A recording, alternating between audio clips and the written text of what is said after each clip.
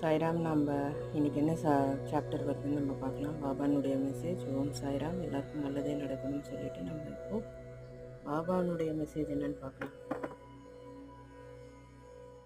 பாபானுடைய message ஆதி chapter 12லேருந்து வந்திருக்கு சாய்ராம். சாய் லீலைகள், காக்கா மகாஜனி, வக்கீல் துமால், திருமதி நிமோன்கர், மூலே சாஸ்திரி, ஒரு டாக்டர் ஆகியோரின் அனுபவங்கள். இந்த அத்தியாயத்தில்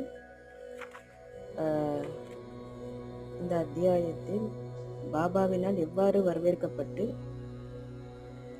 நடத்தப்பட்டார்கள் என்பதை காண்போம். நல்லோரை காத்து கொடியோரை அடிப்பதே தெய்வ அவதாரத்தின் நோக்கம் அல்லது குறிக்கோள் என்பதை முன்னரே கண்டோம்.